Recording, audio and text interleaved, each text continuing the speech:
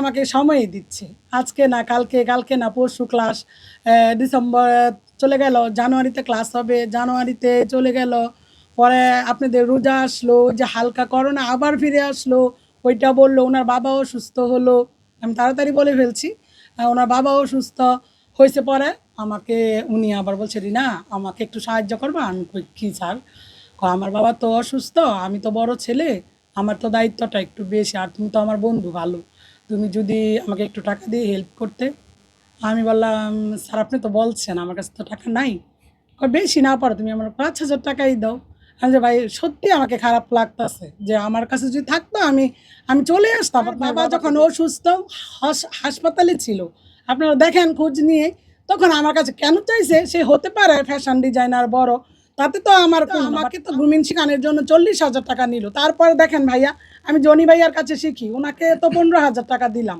কই উনি তো আমার সাথে এরকম করলো না, ক্লাস তো করলাম, ওনার প্রমাণ আছে, ছবি আছে, আপনার চাইলে দেখতে পারেন।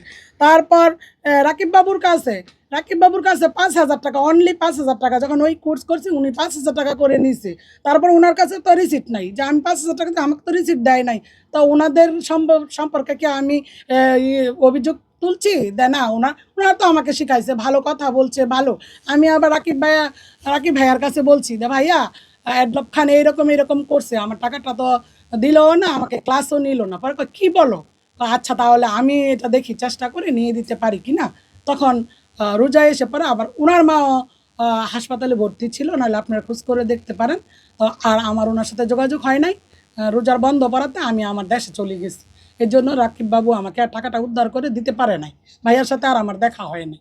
কথা এত বড় ফ্যাশন ডিজাইন, আমি কেন মিথ্যা কথা বলবো? আমি তো আরও মানুষ আছে, আরও ফ্যাশন ডিজাইন আছে, আরও এই যে কোরিওগ্রাফি করে, তাদের সম্পর্কে তো আমি বলছি না।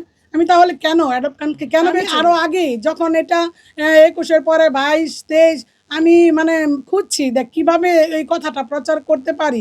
আমি কোনো ভাইয়া ওই সময় থেকে আমি যে কমেন্ট, ওনার ছবি দেখলে, ওনারই দেখলে তো হাজার হাজার কমেন্টের নিচে আমার কমেন্ট হয়তো পড়ে যায়, কেউ আমাকে সাড়া দেয় না। আমি চাইছি বলতে, কিন্তু কাউকে আমি পাই নাই। যে আমার খুব কষ্ট লাগছে, মানে এত বিশ্বাস করেছিলাম। টিকটকের মধ্যে জানেন, টিকটকে মানুষের মাথা আসলে বলে, আমার ফ্যামিলি থেকে আমাকে সবাই মানে না করছে, যে তুই চেনো না, জানো না ঢাকা, তুমি কী কারণে যাচ্ছ। তা আমি ওনাকে বিশ্বাস করে আসছিলাম, কিন্তু উনি আমাকে এত ঘুরাইছে। তারপরও যে মনের মানে শখ মানে পূর্ণ করার জন্য আমি জনি ভাইয়ার কাছে শিখি, রাকিব বাবুর কাছে। কিন্তু ভাইয়া আমি এই যে একজন মডেল, তারপরেও আপনারা জানেন যে মিডিয়া জগতে আসলে অনেক বাধা থাকে।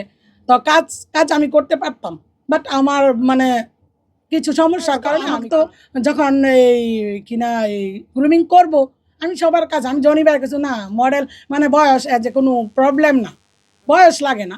আমি যদি কাজ নাও করি, আমি নিজের পরিবর্তনের জন্য হলেও তো আমি মডেল হতে পারি না। কথাবার্তি চলা, চাল চলন এইসবের জন্য তো মডেল হতে পারে। আমাকে যে কাজ করতেই হবে এমন জানি না কতটুকু হতে পেরেছি, কিন্তু গ্রুমিং আমি 2 কোর্সেই করেছি। ওরা তো আমাদেরকে বলেছে এখন মডেল আমাদের নামের পাশে মডেল লিখতে পারো।